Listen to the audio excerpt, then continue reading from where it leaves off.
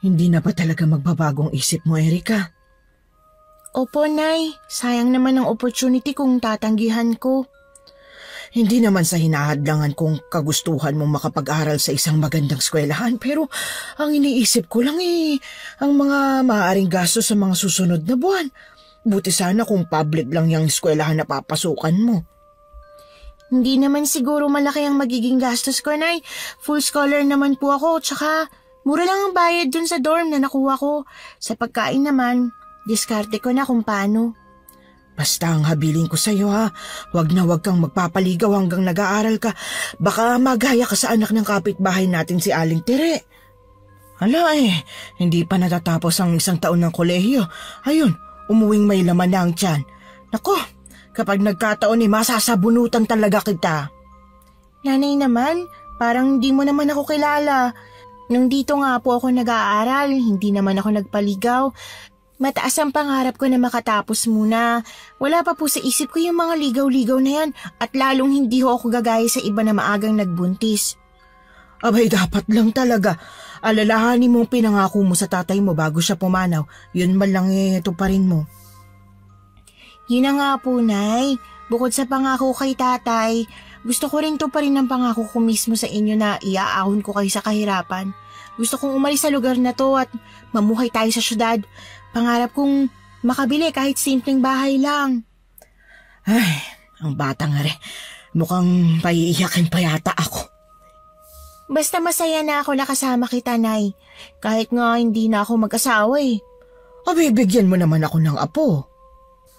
Salitaan niyang yon ng nanay niya ay natawa si Erika. Alam niya kung gaanong kagusto nito na magkaapo. Hindi man ito sabihin pero alam niya na naiinggit ito tuwing nakikita ang mga apo sa kapatid. Solo lang kasi siyang anak at hindi na pinalad na masundan pa ang pagbubuntis ng nanay niya.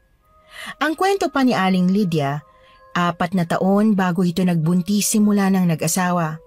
Nagpaalaga lang ito sa manghihilot kaya sinwerteng nakabuo. 3 sana ang pangarap na anak ni Aling Lydia pero sa kasamaang palad ay hindi siya nabiyayaan ng 2 pang supling. Nang ipinanganak ni Aling Lydia si Erika ay todo alaga ito sa babae. Ayaw niyang nasusugatan ito o nadatapuan man lang ng lamok. Halos lahat ng pag-iingat ay ginawa niya para sa anak. Kaya ngayon na nasa 8 gulang na ito ay tila nahihirapan siya na isiping mawawalay sa kanya ang anak. Mataas ang pangarap ni Erika. Ayaw nito mag-aral sa public school sa kolehiyo sa baryo nila.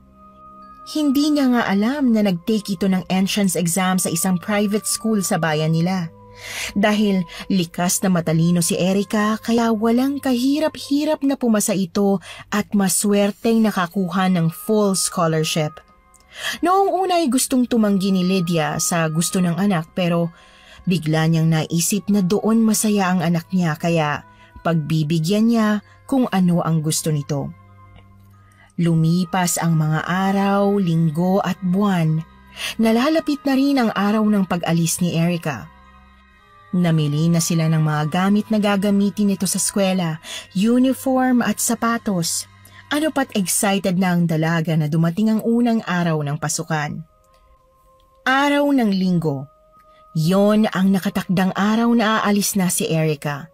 Kailangan niya pang ayusin ang kwarto na tutuluyan niya. Magkasama ang mag-ina na bumiyahe ng araw na yon. Gusto rin kasing makita ni Lydia ang itsura ng kwarto na tutuluyan ng anak. Gusto rin niyang makasigurado na safe ang lugar. Pagdating sa dorm ay sinalubong at binati sila ng makakasama niya sa kwarto na si Laika. Walang inaksayang oras ang mag-ina. Inayos nila ang kamang tutulugan ni Erika at inayos na rin sa cabinet ang mga gamit niya. May dala rin siyang maliit na rice cooker at initan ng tubig. Hapon na nang magpaalam si Aling Lydia na uuwi na. Paano? Maiwan na kita rito. Mag-iingat ka at ayusin mo ang pag-aaral mo ha. Tuwing Biyernes ng hapon pagkatapos ng klase mo umuwi ka sa atin. Dali mo mga labahin mo para malabahan ko yan. Opo, Nay. Tatandaan ko po lahat ng habilin niyo. Maraming salamat po sa pagtulong sa akin dito ngayon siya sige. Ako ay lalakad na para hindi ako gabihin. Tawagan mo ko kapag may problema o kailangan ka ha. Huwag na po kayong masyado mag-alala sa akin, Nay. Kayang-kaya ko na pong sarili ko. Nang makaalis ang ina ay nahiga sa kama si Erica. Medyo napagod siya sa biyahe at ginawang paglilinis. Magkaklase siguro tayo. Ano bang course na kinukuha mo? Accounting ang major ko. Ikaw ba? Pareho lang pala tayo. Malayo rin ang lugar na pinanggagalingan ko kaya kahapon pa lang nandito na ako. Dalawa lang ba tayo sa kwartong to? Oo, sabi ni Ate Lisa 2 lang daw ang titira bawat kwarto. Mas okay na yun. Ayoko rin ng masyadong maraming kasama sa kwarto. Lalo na kung matapat na malikot pa ang kamay ng makakasama mo. Sa bagay, tama ka.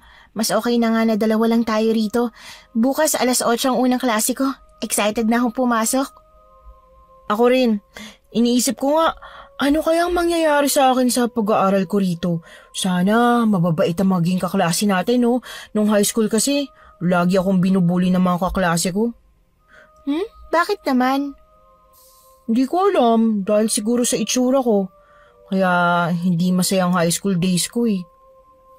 Matured na mga college student ngayon. Mahiya nga sila kung mangbubuli pa sila. Ay, sana nga maging maayos ang pag-aaral ko dito dahil kung hindi, mapipilitan akong lumipat. Ayoko na maranasan yung anxiety ng bullying. Sa narinig ay nakaramdam ng awa si Erica sa babaeng kasama.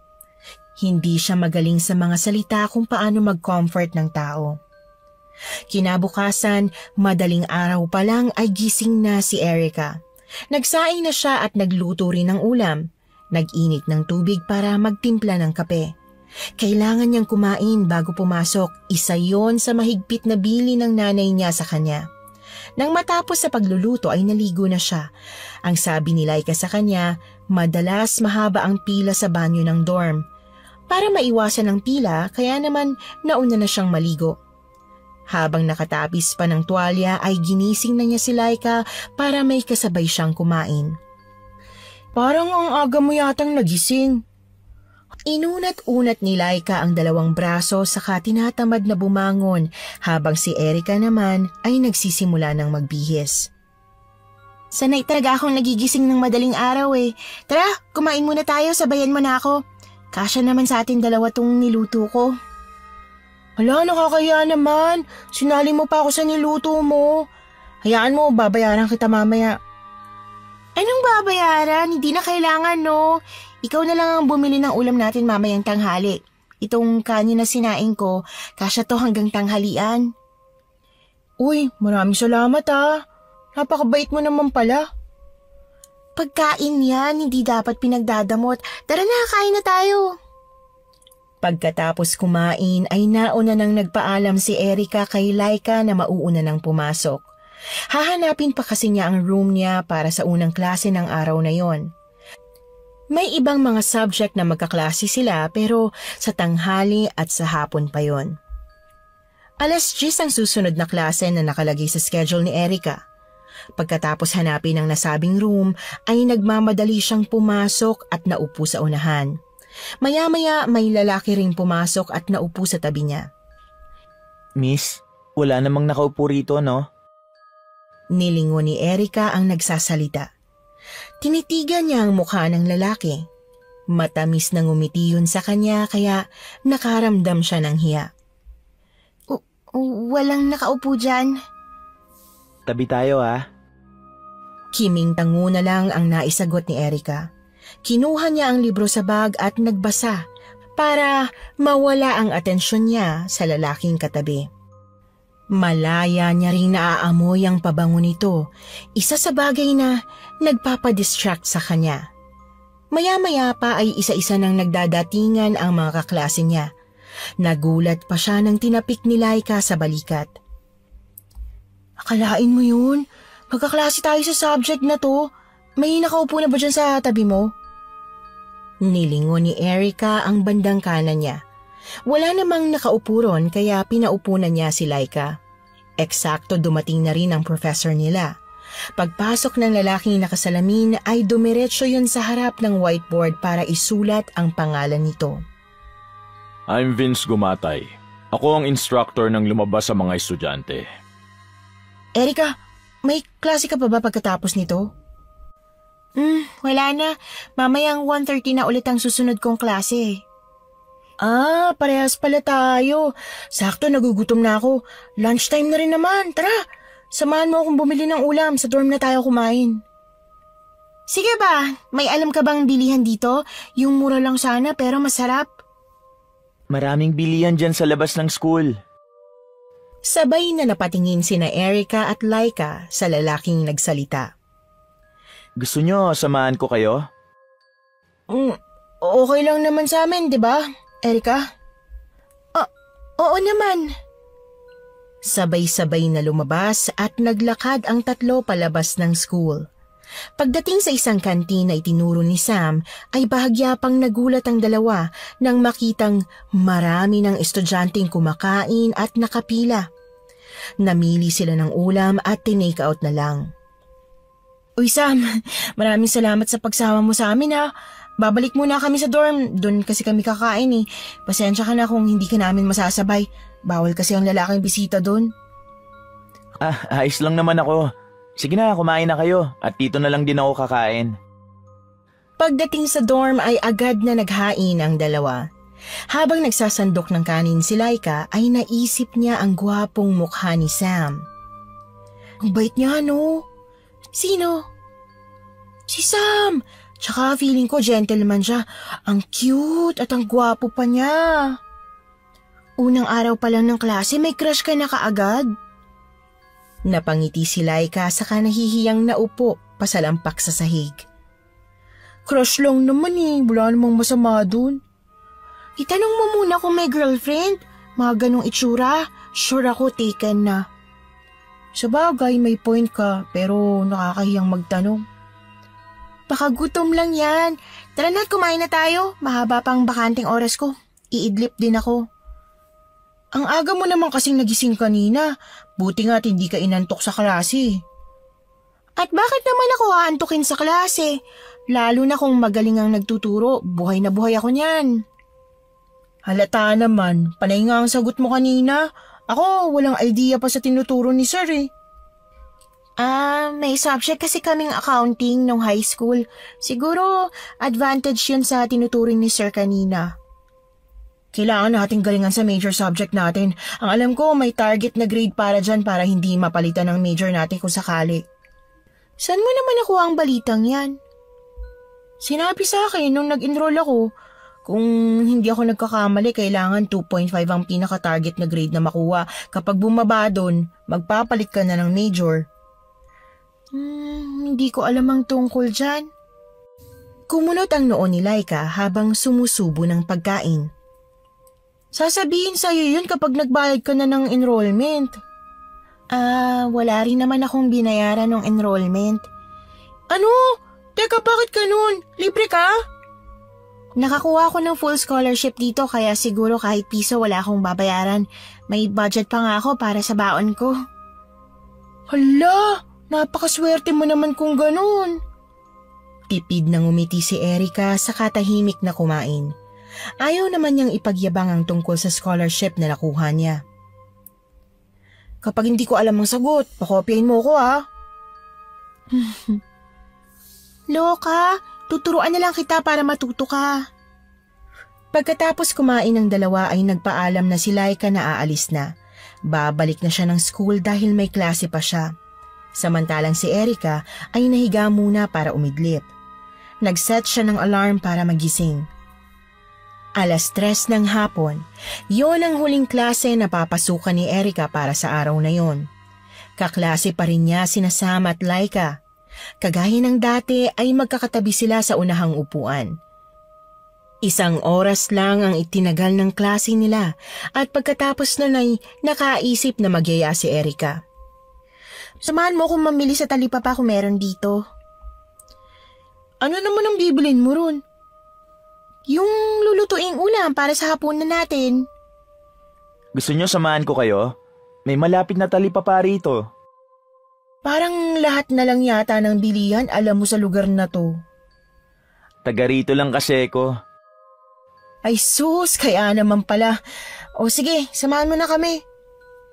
Pagkatapos nilang mamili ng mga kakailanganin, ay naglakad pa uwi ang tatlo. Hinatid pa ni Sam ang 2 dalaga sa dorm saka siya umuwi. Habang nasa kwarto ang dalawa ay nagsimula ng magluto si Erica habang si Laika naman ay nakadapa sa kama habang abala sa hawak na cellphone. Naririnig ni Erica ang pigil at matinis na tawa ni Laika. Ano bang ginagawa mo at para kang sinisilihan dyan? Katiks ko kasi si Sam. May pagkaabnoy rin tong lalaki na to kung ano-anong sinasabi sa akin. Kinikilig ka naman. Pagbigyan mo na ako. Sa tanang buhay ko ngayon lang naman ako kinilig. Never ka pa nagka-boyfriend? Wala.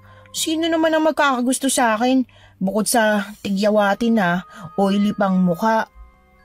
Part yan ng pagdadalaga. Mawawala rin naman yan. Ikaw ba? Ilan ang naging boyfriend mo nung high school? Wala rin. Hindi naman ako nagpapaligaw eh. Hindi yan ang priority ko. Marami tayong gwapong kaklase. Paano kung may manligaw sa'yo? Hindi pa rin pwede. Nangako ako kay inay na uunahin ko ang pag-aaral ko. Napakabait mo naman palang anak. Ang swerte ng magulang mo sa'yo. Swerte rin naman ako sa kanila. Kung hindi lang maagang nawala ang tatay ko eh. High school pa lamang si Erica nang mamatay ang ama sa sakit sa atay. Hindi naman palainom ang ama. Sa totoo nga'y wala itong bisyo. Puro pagtatrabaho lang ang ginagawa nito kaya hindi nila alam kung saan ito nakuha ang sakit. Dahil sa kakapusan sa pera kaya hindi nila agad na ipagamot ito. Nang malaman nila ang sakit ay malala na at hindi na kayang maipagamot pa. Naratay sa ospital ang ama ni Erica hanggang sa doon na binawian ng buhay. Bago ito mamatay, ay nangako siya na magtatapos sa pag-aaral at aalagaan ng nanay niya kahit na ano ang mangyari. Kaya ngayon ay wala talaga sa isip niya ang tungkol sa pagbo-boyfriend. Baka mapabayaan niya kasi ang pag-aaral at mawala ang scholarship na iniingatan. Kinabukasan, maaga na namang nagising si Erica. Pagkatapos magluto at mag-asikaso ay chinek niya ang homework na ginawa kagabi. Halos mag-aalas 12 na siya natapos sa ginagawa bago natulog. Nang makapagbihis ay ginising na niya si Laika. Mukhang napuyat din ito sa pakikipag-text kay Sam. Patulog na siya pero naririnig niya pa itong may kausap sa cellphone. Alas 10 na ng umaga nang magkita-kita ang tatlo sa classroom. Kapansin-pansin ang closeness ni Sam at Laika habang si Erica naman ay seryosong nagbabasa ng libro. Natigil siya sa ginagawa nang pumasok ang professor nila. Please get a 1/4 sheet of yellow paper. May quiz tayo ngayon. Nagkukumahog naman ang mga estudyante sa pagkuha ng papel sa mga bag. Maririnig din ang mahinang bulungan nila dahil hindi sila handa para sa surprise quiz na yon. Makalipas ang kalahating oras ay in-announce ng professor nila kung sino ang nakakuha ng perfect score. Palakpakan naman natin si Miss Erica Mendoza dahil siya ang bukod tanging nakakuha ng perfect score. Mukhang nag-review ka, Miss Mendoza. Hindi naman po, sir. Natatandaan ko lang po kung ano yung mga tinuro nyo kahapon. Very good ka dyan. Sa ibang nakakuha ng lowest score, better luck next time. Habang nakatingin si Vince kay Erica ay hindi niya maiwasang mapangiti. Sobrang naa-amaze siya sa dalaga dahil nakikita niyang matalino ito. Nalaman din niya na isa ito sa nakakuha ng full scholarship sa school na tinuturuan. Napansin naman ni Sam ang kakaibang tingin ng professor nila kay Erica. Nagpalipat-lipat ang tingin niya sa dalawa. Walang kamuwang-muwang si Erica dahil abala ito sa pagbabasa ng libro.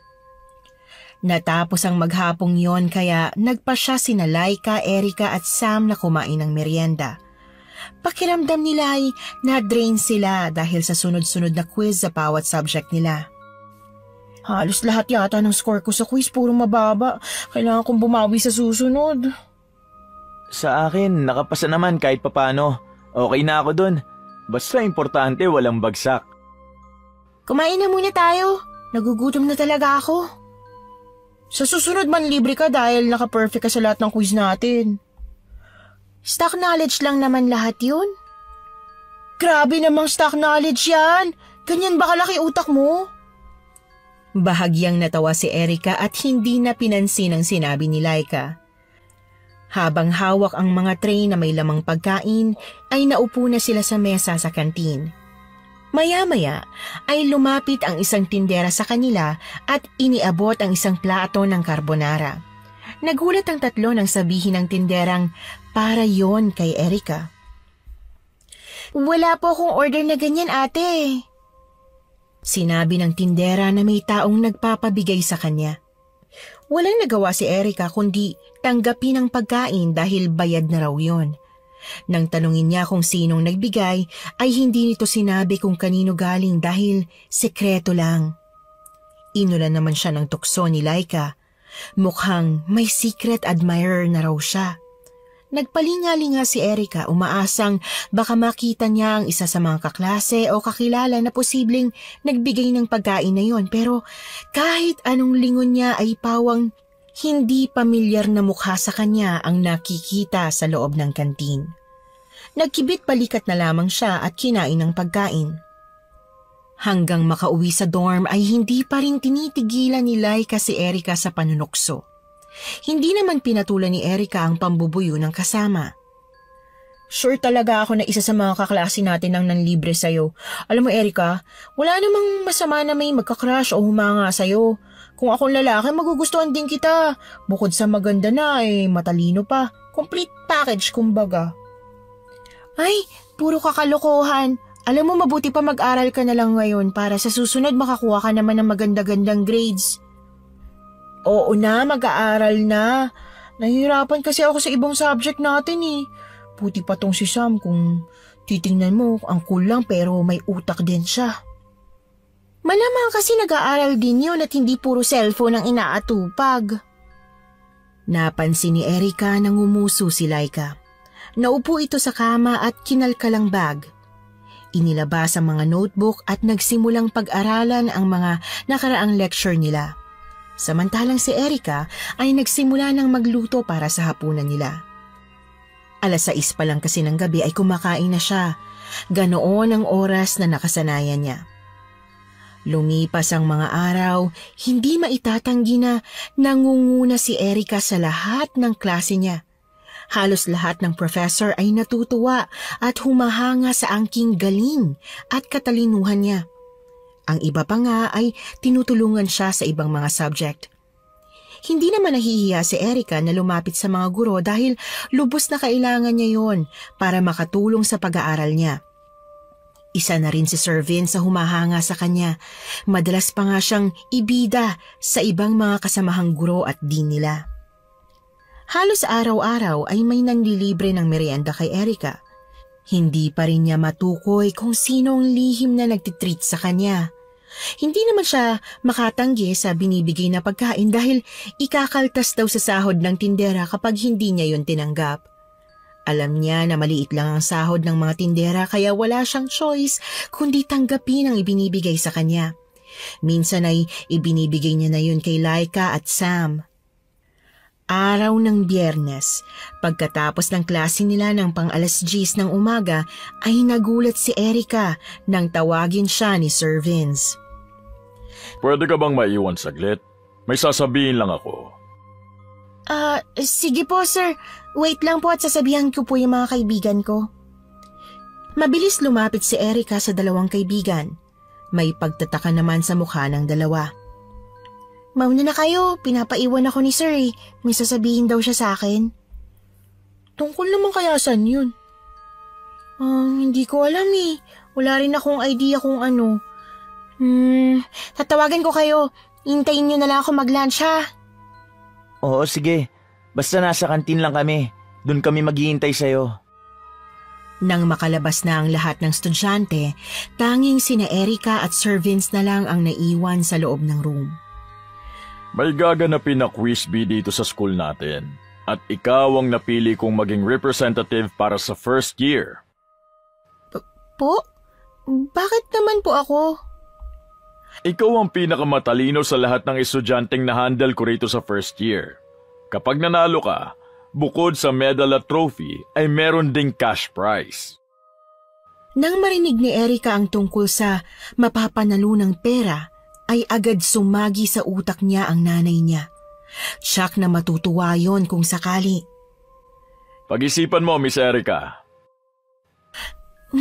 Pumapayag na po ako, sir. Sigurado ka? O walang sapilitan dito, ha? Kung ayaw mo, pwede kang tumanggi. Sure po ako, sir. Wala naman pong mawawala kung susubukan eh. Okay, dahil pumayag ka na, sa Monday magsisimula na agad tayo sa pagre-review. Bale ngayon, may ibibigay lang akong ibang reviewer sa'yo. Basahin at pag-aralan mo na lang dahil advantage mo rin ito. Uuwi ka ba sa inyo ngayon? Opo, sir. Para makasama ko naman ng ilang araw ang nanay ko. Napakaswerte ng magulang mo sa'yo dahil ginagalingan mo talaga sa pag-aaral. Hindi na ako magtataka kung isa ka sama-sama sa Dean's Lister. Basta panatilihin mo lang na matataas ang marka mo. Maraming salamat po, sir. Kapag kailangan mo ng tulong lalo na sa ibang subjects, you can count on me. Pwede kitang pahiramin ang mga libro. Kung nahihirapan ka sa mga lectures and homeworks, pwede ka magpaturo sa akin. Talaga po, sir? Oo naman. Sino pa ba magtutulungan kundi tayo? O siya, sige. Baka nagugutom ka na. Lunch break na, kumain ka na muna. Sasabihan na lang kita sa Monday kung anong oras tayo magre-review. Pero mas maganda kung pagkatapos ng lahat ng klase mo para focus ka. Okay po, sir. Tatandaan ko po yan. Nang maiabot ni Sir Vince ang ilang papel kay Erica, ay lumabas na rin ito sa classroom. Nagmamadali siyang pumunta sa kantin. Pagdating doon, ay naabutan niya ang dalawa na masayang nagkukwentuhan. Hinihingal na naupo si Erica sa harapan ng dalawa. Ikwento mo naman kung ano na pag-usapan niyo ni sir. Ayun, ako ang napili niya para ilaban sa quiz bee dito sa school. Medyo kinakabahan nga ako pero pumayag ako. Sayang din yung cash prize kung sakali eh. Sisiw lang sa'yo yan. Pupusta ako na mananalo ka. Siyempre naman, ubod ng talino kaya ng kaibigan natin. Tara na, umorder na tayo para makakain na. Sagat ka ng lunch natin ngayon. Yun oh, minsan lang man libre yan kaya sulitin na natin. Pagkatapos ng lahat ng klase ni Erica ay nagmamadali siyang nag-impake. Uuwi siya sa kanila at siyak na aabuti na siya ng gabi sa daan. Nang masiguro na kumpleto na ang lahat ng dadalhin ay nagmamadaling nagpaalam si Erica kay Laika. Halos 8:00 na ng gabi nang dumating si Erica sa bahay nila. Sinalubong siya ng ina at agad na ipinaghain. Parang kabigat naman yata nitong mga dala mo. May mga dala po kasi akong libro, Nay. Malapit ng midterms kaya kailangang magsunog ng kilay. Kumusta ka naman ba doon? Anong nangyayari sa pag-aaral mo? Ayos na ayos naman po, Nay. Ipagdasal niyo po ako na sana manalo sa sinalihang quiz bee. Oy, syempre, pagdarasal ko yan. Alam ko naman na mananalo ka, basta galingan mo at gawin mo ang best mo. Tara, kumain na muna tayo. Nagluluto ako ng paborito mong tinolang native na Tagalog na may dugo. Baka hindi ka na nakakakain ng maayos dun, kaya kahit dito man lang bumawi ka ng kain. Wow! Ang sarap naman ng ulam. Mukhang mabubundat ako ngayon ah. Kumain ka ng kumain. Etong sawsawang patis na may sili. Maganang kumain ang mag-ina. Wala ring puknat sa kwento si Erica. Halos lahat ng nangyayari sa kanya sa loob ng 1 linggo ay ikinuwento niya sa ina. Labis namang natutuwa si Lydia dahil nakikita niyang nag-aaral ng mabuti ang anak. Nakahiga na si Erica sa kama niya. Kakatapos lang niyang gawin ang ibang homeworks niya. Hinihilot-hilot niya ang sentido habang mariing nakapikit. Maya-maya ay napadilat siya dahil naramdaman niyang nagva-vibrate ang cellphone niya. Nabasa niya ang pangalan ni Sam sa screen. Hello, Sam! Napatawag ka? Wala naman. Gusto ko lang ng kakwentuhan. Buti gising ka pa. Oo, kakatapos ko lang gawin yung ibang homeworks ko. Napakasipag mo naman. Imbis na nagpapahinga ka muna. Ayoko lang matambakan ng gawain. Re-reviewin ko pa kasi yung binigay ni Sir Vince sa akin eh. May tanong ako sa'yo, Erica. Wala ka bang ibang napapansin kay Sir Vince? Kumunot ang noo ni Erica. Umayo siya ng higa at nagkumot. Paanong may napapansin? Madalas kasi ibang tingin niya pagdating sa'yo eh. Huy, Sam! Hindi magandang isipin yan sa prof natin ah. Napakabait kaya ano ni Sir. Kung sa mabait naman talaga. Napansin ko lang naman na ibang ngiti niya kapag nakatingin sa'yo. Saka nalaman ko, binata pa pala yun si Sir. Kung ano-anong iniisip mo, baka naman dahil natutuwa siya sa akin kaya ngumingiti siya. Alam mo, bawal magkagusto ang prof sa estudyante niya. Tsaka ko alam ni Sir ang bagay na yan. Pasensya ka na, Erica. Siguro marumi lang ang isip ko. Magpahinga na nga tayo, makabawi man lang ng tulog. Good night, Sam. Good night din, Erica. Nang gabing yon ay hindi agad nakatulog si Erica. Bumabalik sa isip niya ang sinabi ni Sam. Wala naman siyang nararamdaman o nakikitang kakaiba sa professor nila. Katunayan ay napakabait nito at never namang nambastos isa man sa kanila ng mga kaklase niyang babae. Araw ng Lunes, pasukan na naman.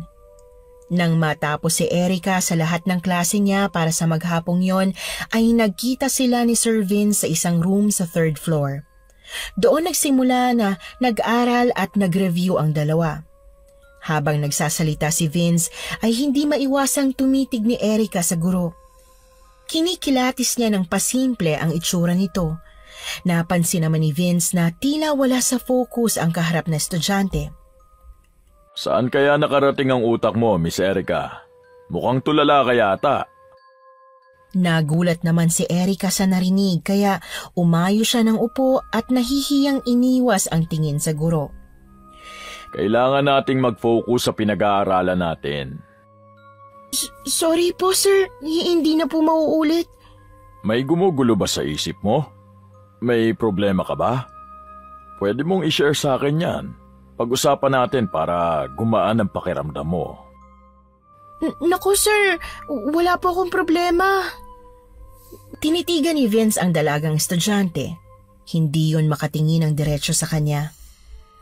Unang araw pa lang ng pag-aaral na ginagawa natin pero wala ka na sa focus. Sorry po, Sir. Bigla lang po akong may naisip. Hindi na po mauulit, Sir. Nagpatuloy ang dalawa sa pag-aaral. Sa pagkakataong yon ay pinilit ni Erica na ibalik sa normal ang sarili. Kung bakit kasi gumugulo naman bigla sa utak niya ang sinabi ni Sam tungkol sa lalaking guro. Nang titigan niya ito ay napansin niyang mukhang bata pa si Sir Vince. Siguro dahil sa binata pa ito o baka dahil sa mga ginagamit sa balat. Napansin din niya na gwapo ang nasabing guro. Naisip niya kung bakit ito umabot sa edad na 40 pero walang asawa. Para hindi muling mapagalitan ay inalis muna niya ang gumugulo sa isip. Nag-focus siya sa itinuturo ni Sir Vince. Pagkatapos nito magturo ay binigyan siya nito ng sasagutan. Natuwa naman ang guro sa kanya dahil na-perfect niya ang lahat ng katanungan. Hanggang dito muna tayo ngayon, Miss Erica. So far, okay naman. Very good ka dahil wala kang mali kahit isa. Bukas ulit ha. Magkita na lang tayo dito ulit sa room 305 pagkatapos ng last na klase mo. Thank you for today at mag-iingat ka. Maraming salamat din po, Sir Vince. Inayos na ni Erica ang gamit at saka nagmamadaling lumabas ng kwarto. Gusto niya na rin makabalik sa dorm para makapagpahinga. Pagdating ni Erica sa kwarto ay agad siyang nagbihis. Naaabutan niya si Laikang nagluluto ng ulam nila para sa gabing yon. Late na yata kayo natapos ni Sir Vince. Oo, medyo madugo yung tinuro niya ngayong araw eh. Unang araw pa lang ngayon, paano pa sa mga susunod? Kaya nga, sabagay, gano'n naman talaga sa Quizby. Nung high school nga ako, 3 librong pinag-aaralan ko. Ay, mag-relax ka na muna dyan. Ako nang bahala rito sa pagluluto. Umidlip ka na kaya muna. Gisingin kita pagluto na to. Maraming salamat, Laika, dahil ikaw nang sumulo sa mga gawain ko. Ano ka ba? Okay lang, no? Ang totoo nga, ako yung nahihiya sa'yo dahil ikaw ang laging nagluluto. Yung pagluluto na ginagawa mo sa umaga, malaking bagay na yun, no? Hayaan mong paminsan-minsan tulungan naman kita. Sige, ikaw na munang bahala dyan. Sarapan mo yan, ha? Oo, para sa'yo sasarapan ko. Makakalimutan mong pangalan mo sa sobrang sarap. Natawa ng mahina si Erica saka nahiga sa kama. Hindi pa man nagtatagal ay agad siyang iginupo ng antok. Hindi alam ni Erica kung gaano siya katagal nakatulog. Basta noong ginigising siya ni Laika para kumain ay hindi niya magawang bumangon dahil sa sobrang antok na nadarama. Hinayaan na lang siya ni Laikang makapagpahinga. 4:00 ng madaling araw nang magising si Erica. Nagulat pa siya dahil nagtuloy-tuloy ang tulog niya. Nang marinig na kumakalamang sikmura ay bumangon siya para initin ng kanin at ulam. Nagtimpla na rin siya ng kape at kumain. Pagkatapos kumain ay kinuha niya ang mga libro at notebook at nagbasa-basa. Eksakto 6:00 ng umaga ay naligo na si Erica. Hindi na siya nagluto ng pagkain para sa almusal dahil may natira pa namang pagkain sa niluto ni Laika kagabi. Maya-maya ay ginising na niya ang kaibigan. Naging routine na rin niya ang gisingin nito dahil kung hindi niya gagawin ay laging late magigising si Laika. Lagi na rin kasing hating gabi kung matulog ito. Pagdating ni Erica sa library ay nakita niya si Sam na nakatayo sa harap ng bookshelf na parang may hinahanap. Tahimik niyang nilapitan ito at ginulat. Laika, papasok na ako. Ikaw na bahala rito, ha. May natira pa akong pagkain dyan. Ubusin at kainin mo na lang. Ang aga mo naman yata nagising. Para ka namang bago ng bago. Alam mo namang maaga talaga ako nagigising. Sige na, at pupunta pa ako sa library dahil may kailangan akong hiramin na libro doon. Makita na lang tayo mamaya, ha. Okay, sige. Ingat ka. Oh, ang aga mo yata ngayon. Ikaw nga ang maaga. Kailangan kong gumawa ng research paper para sa isang subject ko eh. Gusto mo tulungan na kita? May klase ka pa, di ba? Maaga pa naman eh. Ikaw ang bahala. Hindi ako tatanggi sa inaalok mong tulong. Tinulungan nga ni Erica si Sam. Hindi nga lang natapos dahil inabutan siya ng oras. Malapit nang mag-8:00 nang magpaalam siya sa lalaki dahil baka mahuli siya sa unang klase niya. Halos lakad-takbo ang ginawa ni Erica. Pag-akyat ng hagdan ay may nabangga pa siya. Tumilapon ang mga librong hiniram niya sa library. Nagmamadaling pinulot yon ni Erica. Nagulat pa siya nang mapagsino ang taong nag-abot ng 2 libro sa kanya. Sa susunod mag-iingat ka, Miss Erica. Naku, Sir Vince, kayo pala yan. Sorry po, nasaktan po ba kayo? Hindi naman. Ikaw ang baka nasaktan. Hindi naman po. Sige po, dito na ako. Nagmamadali po kasi ako, baka maliit na ako sa klase ko. Nagpatuloy sa pagtakbo paakyat ng hagdan si Erica. Napangiti na lang si Vince habang nakatanaw sa papalayong estudyante.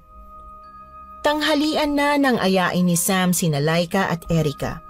Para makabawi sa tulong nito sa kanyang umaga ay inilibre niya si Erica. Tumatanggi ang babae pero hindi ito hinayaan ni Sam. Ang totoo ay may lihim siyang pagtingin kay Erica. Ayaw lang niyang aminin dahil napag-alaman niya kay Laika na hindi nito priority ang pagbo-boyfriend. Halos lahat ng tungkol dito ay kay Laika niya nalaman. Kinaibigan niya ang babae para makakuha ng mga impormasyon tungkol kay Erica.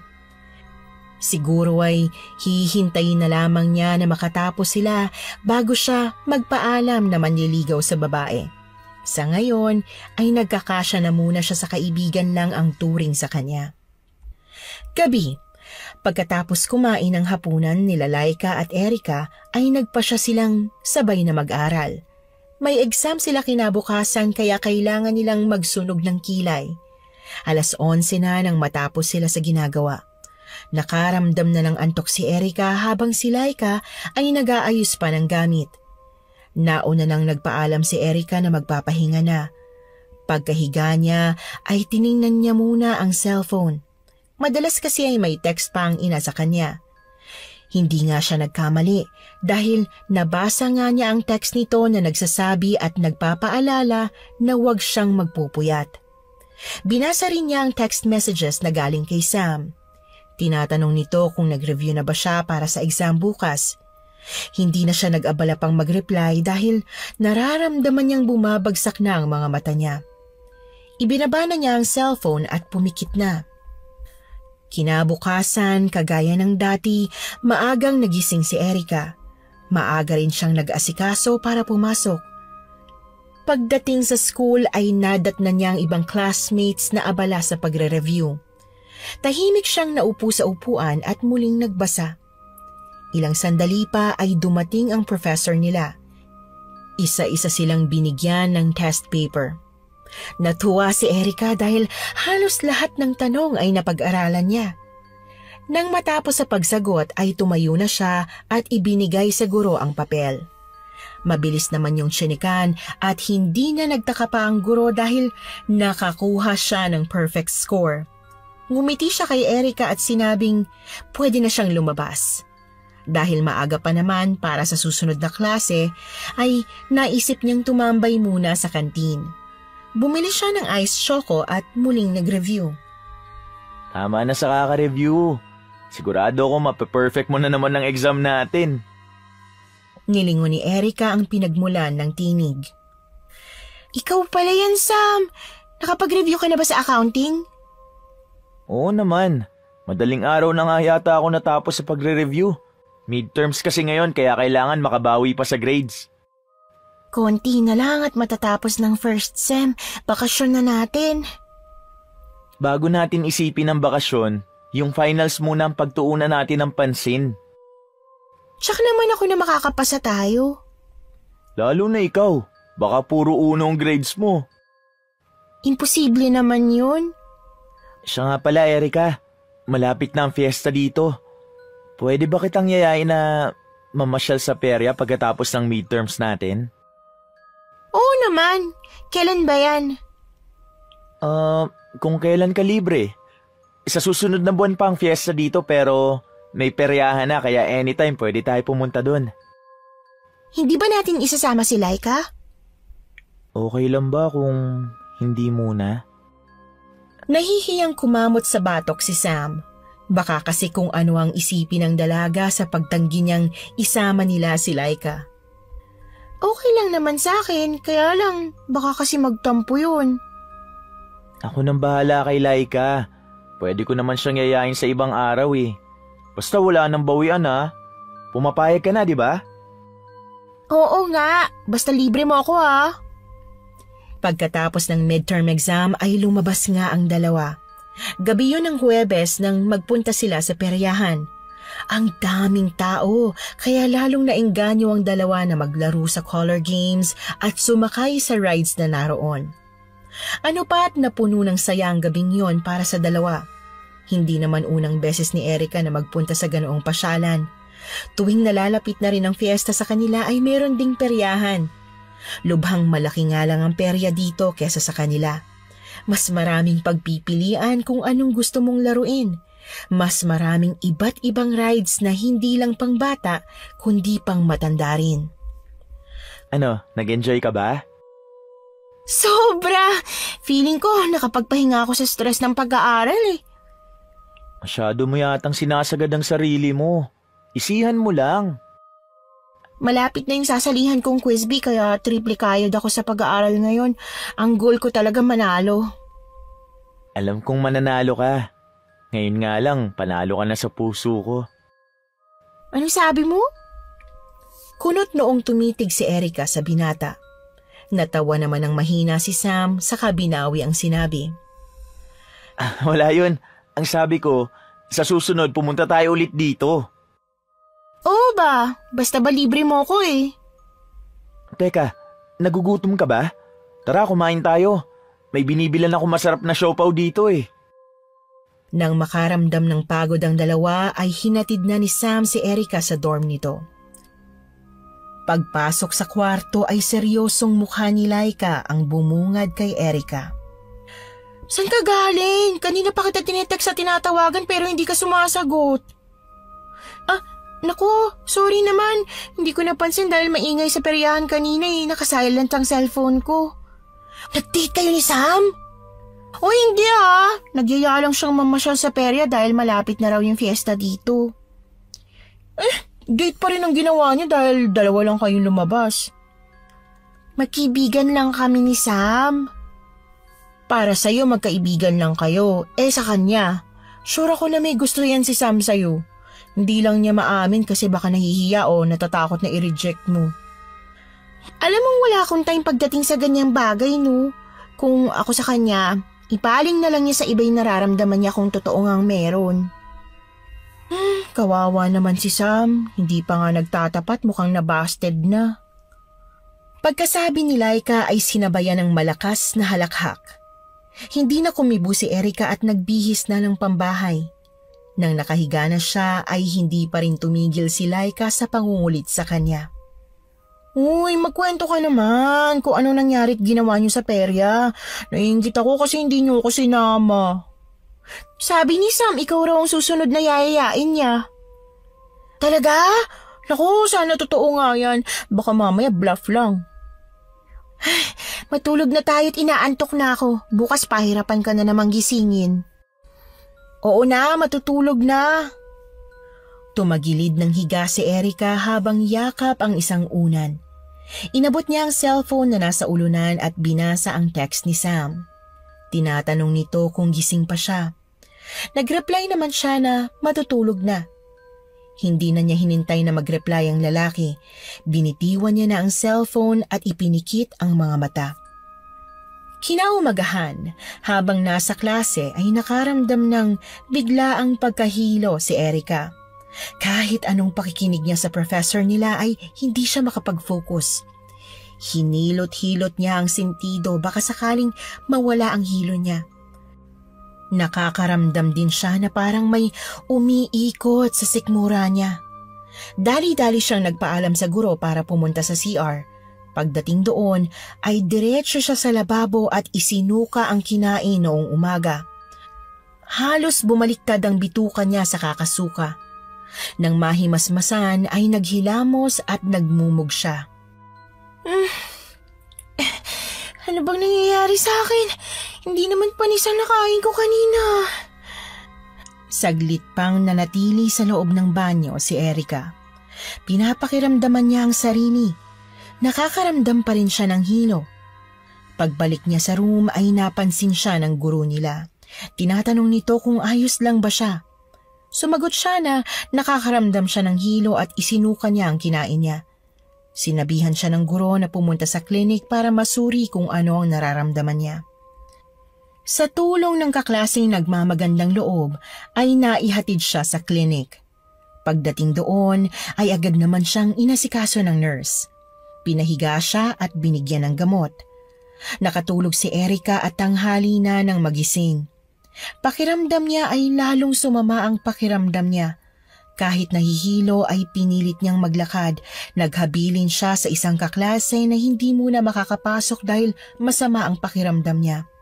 Hindi na siya nag-abalang hanapin pa si Laika. Nag-text na lang siya dito na babalik sa dorm para makapagpahinga. Pagdating sa kwarto nila ay halos pabagsak na nahiga si Erica sa kama. Labis namang nag-aalala si Laika nang mabasa ang text ni Erica sa kanya. Sinabi niya rin yon kay Sam kaya pati ang binata ay nag-alala rin. Pagkatapos ng klase ay bumili si Laika ng mainit na lugaw sa karinderya. Pagdating sa dorm ay pilit niyang ginigising si Erica para kainin ang dala niya. Tiyak niyang hindi pa ito kumakain ng tanghalian. Halos hindi naman maimulat ni Erica ang mga mata. Umuungo lang ito habang nakapikit. Kinuha ni Laika ang thermometer sa bag at inipit sa kilikili ng kaibigan. Hoy, ano ba nangyayari sa'yo? Nahamugan ka yata kagabi kaya ka nagkasakit ngayon eh. Hindi naman siguro. Ang taas ng lagnat mo. Teka, lalabas lang ako para bumili ng gamot. Pagkabili ni Laika ng gamot ay naabutan niya na muling natutulog si Erika. Bahagya pang nakabuka ang bibig nito. Gising na, Erika. Kailangan mo kumain para makainom ka na ng gamot. Ininit ni Laika ang biniling lugaw para mainitan ng sikmura ng kaibigan. Kahit ayaw pang magmulat ng mga mata ay pinilit ni Erika na maupo sa kama. Inalalayan siyang pakainin ni Erika dahil nanghihina pa rin siya. Sinubuan siya nito at pagkatapos ay pinainom ng gamot. Tinulungan din niyang magbihis si Erika ng ternong pajama. Hindi na niya inalis ang medya sa mga paa nito dahil nakapa niyang parang yelo yon sa lamig. Pinahiga na niya si Erika at dinikitan ng cool fever sa noo para kahit papano'y mabawasan ang init nito sa katawan. Nang matapos asikasuhin ni Erika ay saka naman kumain ng hapunan si Laika.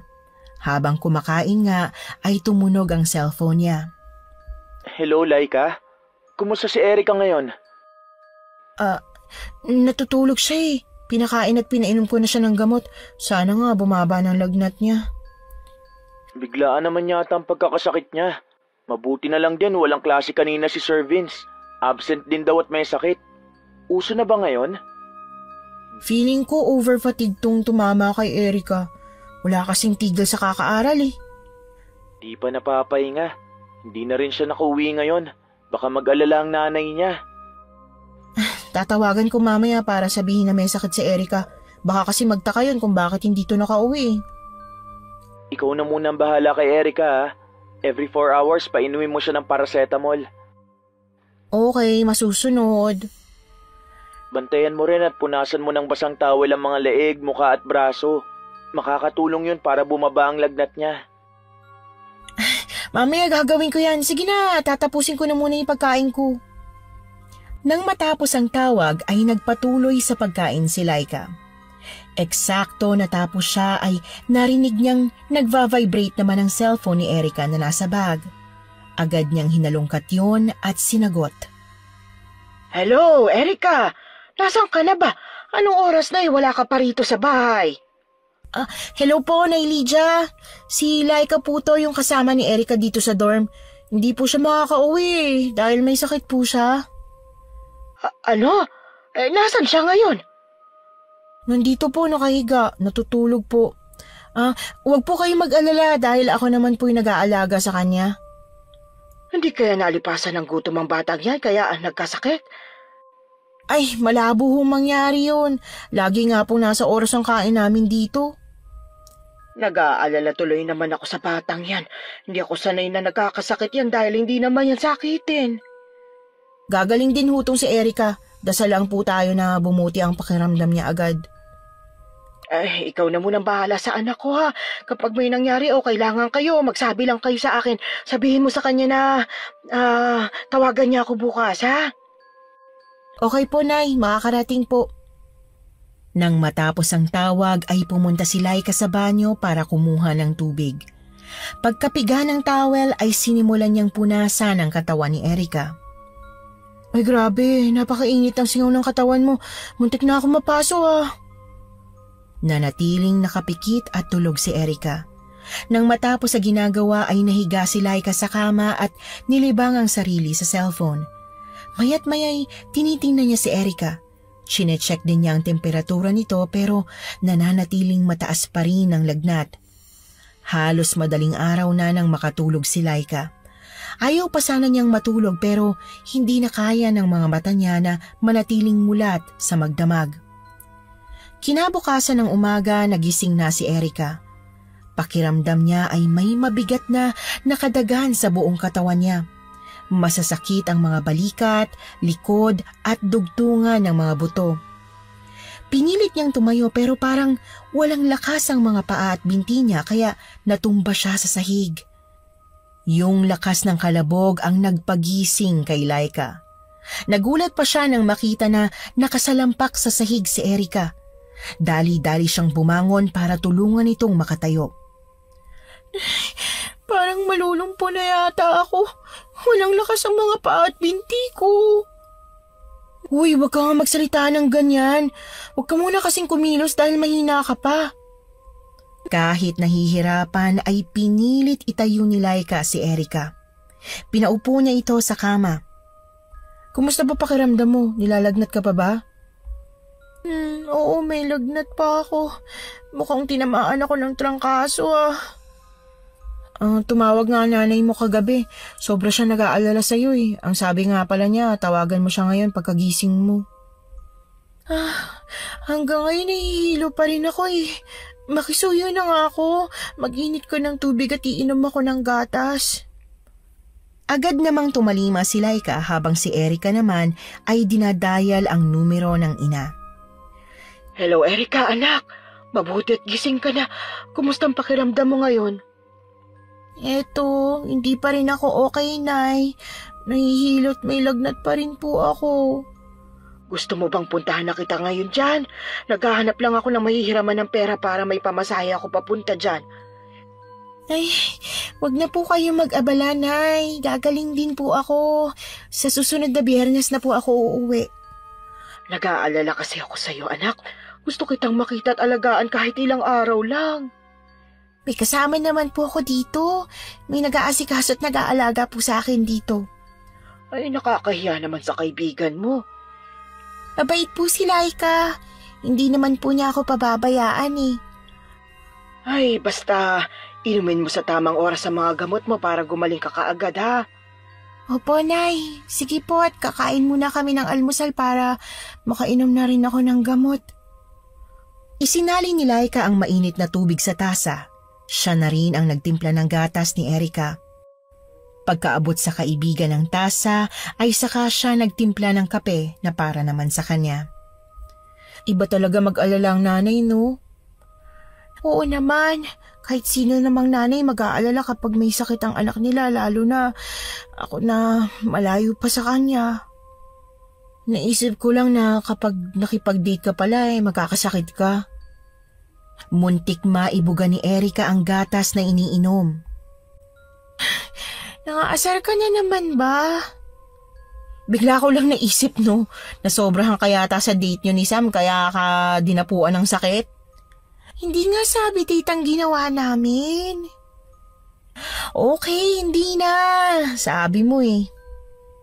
Lumipas ang 4 na araw. Medyo gumanda ang pakiramdam ni Erika. Araw ng Miyerkules nang magdesisyon siyang pumasok na dahil ilang araw na siyang absent. Ipinagpapasalamat na lang talaga niya na natapos muna ang midterm exams bago siya nagkasakit. Habang nakaupo sa loob ng room, mapapansin pa ang pangangalumata ni Erika. Pumayat din ito at halata na galing sa sakit. Kinumusta siya ng mga kaklase. Nagmagandang loob pa ang mga ito sa kanya dahil pinahiram siya ng notebook para maisulat niya kung tungkol saan ang napag-aralan nila noong mga araw na absent siya. 10:00 ng umaga nang magsimula ang klase nila kay Sir Vince. Halata sa aura nito ang pagiging seryoso ng oras na yon. Bagay na napansin ni Erika. Mas sanay siya na palaging masaya at nakangiti ito kung magturo. Sa tuwing titingin si Vince kay Erika ay napapansin ng dalaga na parang may kakaiba sa tingin na yon. Hindi niya alam kung bakit pero nakaramdam siya ng mumunting kaba. Pinilit niyang mag-focus sa itinuturo nito. Pagkatapos ng klase ay hinintay ni Erika na makalabas ang lahat ng kaklase niya. Habang abala si Vince sa pagbubura ng whiteboard ay lumapit si Erika dito. Sir, sorry po kung ilang araw akong absent. Nagkasakit po kasi ako at ngayon nang bumubuti ang pakiramdam ko. Oo, alam ko na galing ka sa sakit. Sinabi ni Laika sa akin. Kumusta ang pakiramdam mo? Medyo mabuti-buti na po. Medyo hirap ang maglakad at umakyat sa hagdan. Pakiramdam ko po namamanhid ang mga binti at paa ko. Nagpa-check up ka na ba? Delikado kapag mababa ang potassium mo. Hindi pa po, sir. Siguro kapag nakauwi ako sa amin, sasabihin ko po sa nanay ko. Huwag mong ipagsawalang bahala yan. Unahin mo ang kalusugan mo kaysa sa ibang mga bagay. Maraming salamat po, sir. Itatanong ko na rin po pala kung may review po tayo mamayang hapon after ng klase ko. Wala muna ngayong araw. Mas mainam kung magpapahinga ka muna at baka naman mabinat ka. Kapag magaling ka na ng gusto, saka tayo sumabak ulit sa pagre-review. Maraming salamat po talaga, sir. May kasabay ka bang kumain ngayong lunch break? Gusto mo sumabay ka sa akin para makasiguro ako na makakakain ka na marami ngayon? Bumawi ka dahil ang laki ng ipinahayat mo. Wag na po, sir. Nakakaya naman po kung sasabay pa ako sa inyo. Huwag mo muna akong tanggihan ngayon. Kahit saan mo gustong kumain, sabihin mo lang sa akin kung saan. Libre ko naman eh. Nahiya nang tumanggi si Erica kaya wala siyang nagawa kundi ituro kung saan sila madalas kumakain. Pagdating sa kantin sa labas ng school ay mahaba na ang pila. Pinaupo ni Vince si Erica sa pangdalawahang upuan saka siyang pumila para bumili ng pagkain nila. Nagulat pa si Erica nang ilapag ni Vince ang isang tray na puno ng pagkain. Nakakaramdam siya ng pagkailang nang magkaharap na silang nakaupo ng guro. Ramdam kasi niya ang mga maiinit na mata ng mga estudyanteng nakatingin sa kanilang dalawa. Todo asikaso si Vince sa kanya at kulang na lang ay subuan siya nito. Erica, kumain ka na kumain ha. Huwag kang mahiya sa akin. Ubusin natin ang lahat ng pagkain ito. Napakarami naman po ng binili niyo, sir. Parang nasa fiestahan tayo Napangiti si Vince sa tinura ng dalaga saka ipinagsandok ito ng ulam. Nagsalin din ito ng soft drink sa kanilang baso. Habang maganang kumakain ay nagulat pa si Erica nang biglang pumasok sa kantin sina Laika at Sam. Gulat din ang reaksyon ng dalawa. Nakangiti si Laika at parang tinutokso siya nito na kasama niya si Sir Vince habang si Sam naman ay seryoso ang mukha na parang nagtatanong kung bakit sila magkasamang kumakain. Iniiwas ni Erica ang paningin sa dalawang kaibigan at ipinagpatuloy na lamang ang pagkain. Pagkatapos ng lahat ng klase ni Erica sa hapong yon ay diretsyo na siyang umuwi sa dorm. Habang naglalakad palabas ng gate ng school ay hinarang naman siya ni Sam. Pwede ba tayo mag-usap? Tungkol saan naman ang pag-uusapan natin? Basta, doon tayo mag-usap sa cafe malapit dito. Nagtataka man sa kakaibang kinikilos ng lalaki ay pinagbigyan niya ito. Pagdating nila sa cafe ay umorder sila ng malamig na maiinom. Tungkol pala saan ang sasabihin mo? Hindi ko alam kung paano ko sisimulang sabihin. Umpisahan mo sa simula. Saglit na natahimik si Sam at sumipsip sa basong nasa harapan. Pinag-iisipan niya ang mga tamang salita na gagamitin para hindi magalit sa kanya si Erica. Bumuntong hininga si Sam bago nagkalakas ng loob magsalita. Bakit kayo magkasama at magkasabay kumain ni Sir Vince kaninang tanghali? Panay pa naman ang hintay namin sa'yo kanina. Yun ba? Niyaya lang ako ni Sir at hindi ko nagawang tumanggi. Pasensya na kung naghintay kayo sa akin. Kailangang hindi na yun maulit at kung pwede lang iwasan mo na siya. Hindi magandang tignan na magkasabay kayong kumain kanina. Pinagtitinginan at pinagchichismisan kayo ng mga kumakaing estudyante. Ang masama niyan kapag kumalat sa buong school ang tungkol dyan. Wala namang masama sa ginawa namin Parang sabay lang kumain, machichismis na kami. Grabe naman yata ang dumi ng isip ng mga tao rito. Pinagsasabihan at pinapaalalahanan lang kita sa pwedeng mangyari. Hindi natin hawak ang isip ng mga tao, kaya hindi natin alam kung anong tumatakbo sa isip nila. Napakabait ni Sir para pag-isipan nyo ng masama. Paano kung iba ang intensyon niya sa'yo? Paano ang intensyon? Hindi mo ba nakikita o napapansin? Parang gusto ka ni Sir. Sa narinig ay hindi agad na nakakibo si Erica. Parang hindi nag-sink in sa utak niya ang sinabi ni Sam. Ilang sandali pa ay unti-unti na niyang naintindihan ang pinupunto nito. Kahit magustuhan niya ako, hindi ko naman siya magugustuhan. Priority ko ang pag-aaral ko, Sam. Kailangan kong makatapos at tuparin ang pangarap ko. tigilan na natin ang tungkol sa issue na to, ha? Ayoko ng gulo o kahit anumang chismis na madadawit ang pangalan ko. Kung tapos ka na sa sasabihin mo, uuwi na ako. Kailangan ko pa magpahinga. Gusto kita, Erika. Kahit sabihin mong hindi mo ako magugustuhan, ayos lang sa akin. Hihintayin ko makatapos ka hanggang sa matupad mo ang mga pangarap mo. Kapag ready ka na sa ganitong bagay, nandito lang ako at naghihintay sa'yo. Biling baliktad sa kama si Erika ng gabing yon. Nagpagulo sa utak niya ang ginawang pagtatapat ni Sam sa kanya. Hindi tuloy niya alam kung paanong haharapin o pakikitunguhan ito.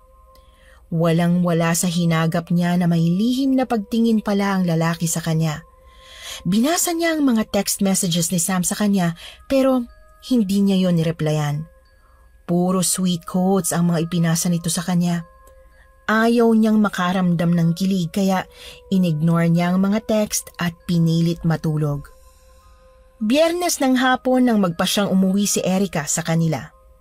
Mabilis lang ang naging biyahe kaya 7:00 pa lang ng gabi ay dumating na siya sa kanila. Mahigpit na niyakap siya ng ina at kinuha ang mga dala niya. Ay, mabuti naman at gumaling ka na. Kumusta ang biyahe mo? Hindi ba mabigat tong mga dala mo? Okay lang naman, Nay. Walang traffic kaya medyo maaga akong dumating. Baka nagugutom ka na. May pagkain na dyan. Sige po, Nay. Kumain muna tayo at namiss kong luto nyo. Nang matapos kumain, ay isinalang naman agad sa washing machine ang mga dalang labahin ni Erika.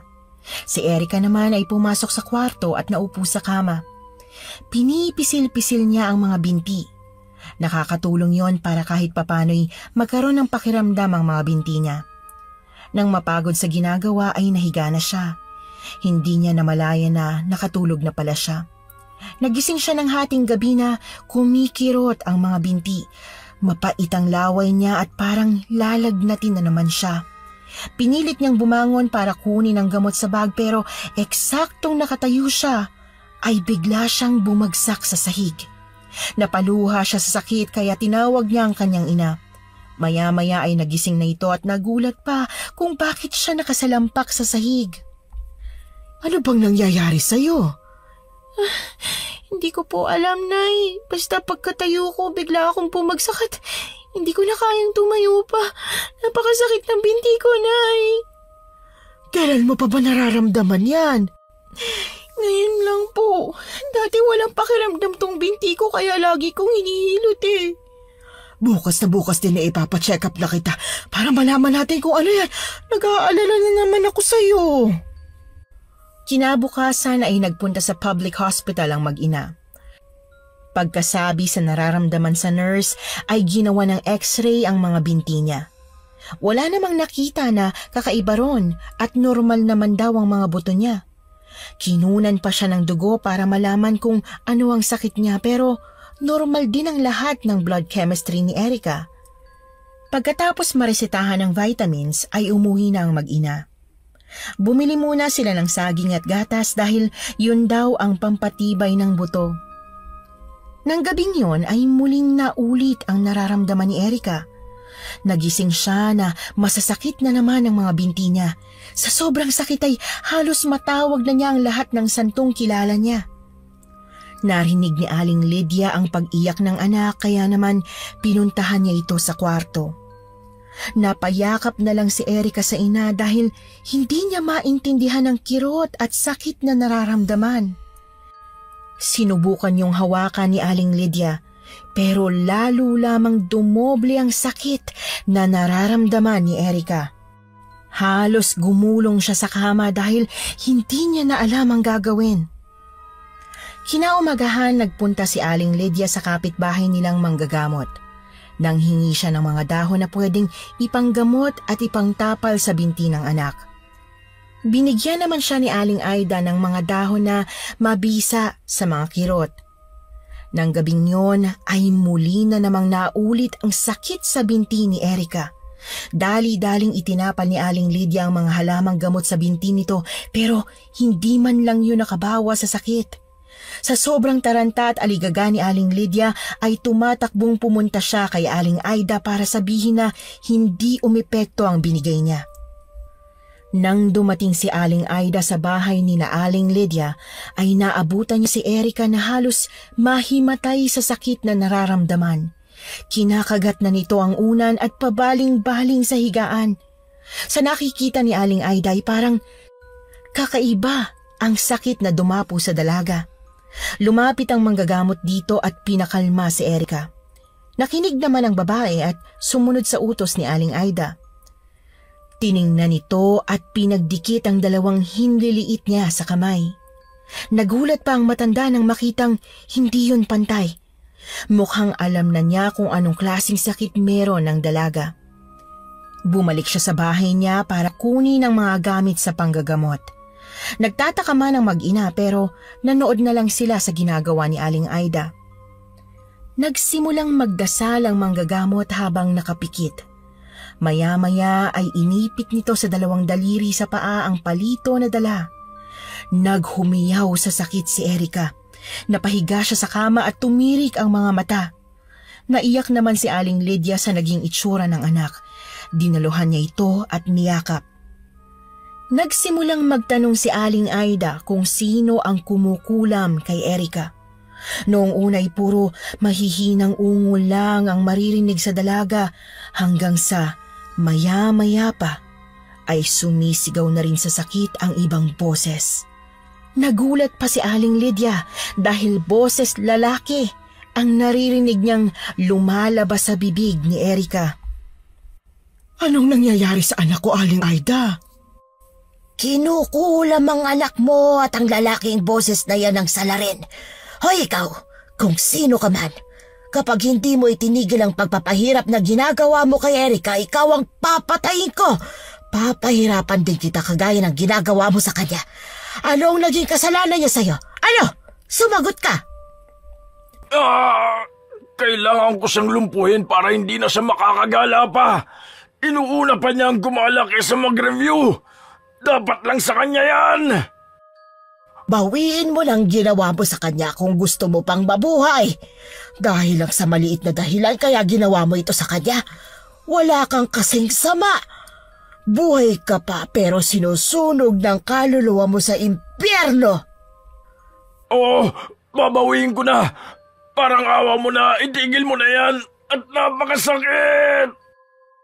Itinigil na nga ni Aling Aida ang pagpapasakit kay Sir Vince na napag-alaman nilang siyang kumukulam at nagpapahirap kay Erica.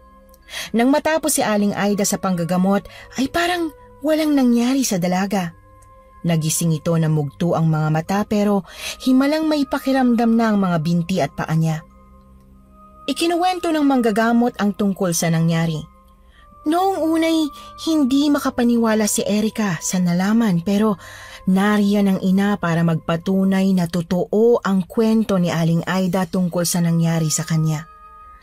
Nakaramdam ng lungkot si Erica dahil hindi niya akalain na ganoon ang gagawin ng inaakala niyang mabait na guro sa kanya. Naluha siya at naisip na tama ang lahat ng sinabi ni Sam sa kanya na kailangan niya talagang iwasan ang guro nilang si Sir Vince. Umaga ng Lunes, pagkatapos ng unang klase ni Erica, ay sa klase na ni Sir Vince ang susunod. Pagdating sa room ay nagtaka pa sila kung bakit iba ang pumasok na professor.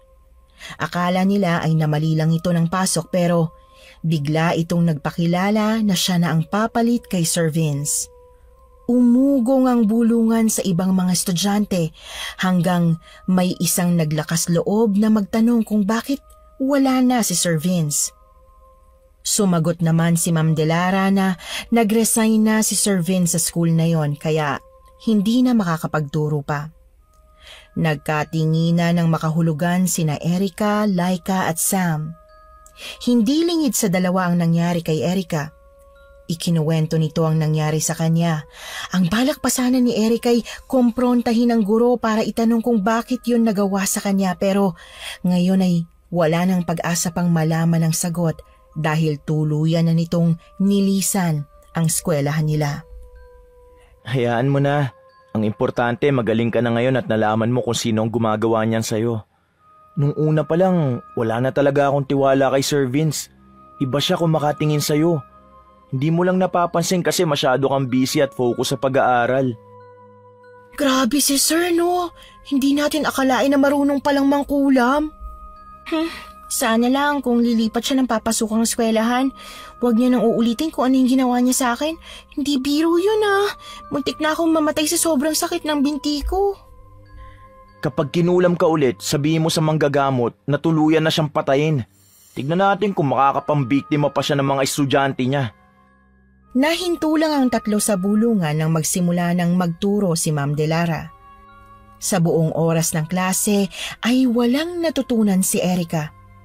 Gumugulo pa rin kasi sa isip niya ang tungkol sa nangyari. Habang nabubuhay siguro siya ay hindi na niya makakalimutan ang kakatuwang karanasang yon. Napag-alaman niya rin kay Sam na nag-usap pala ang dalawa tungkol sa kanya. Inamin ni Sir Vince kay Sam na may gusto ito kay Erica at nakakaramdam ito ng selos nang makita silang magkasama sa peryahan ng gabing yon. Dahil sa selos at inggit, kaya nagawa ni Sir Vince na kulamin siya. At kinabukasan nga ay doon siya nagsimulang magkasakit. Malinaw na kay Erica ang lahat kung bakit siya kinausap ni Sam ng araw na yon sa cafe. Sa ngayon ay focus muna siya sa pag-aaral. Kung totoo ngang kaya siya nitong hintayin, ay malalaman niya kapag nakatapos na siya ng pag-aaral at natupad na niya ang mga pangarap niya.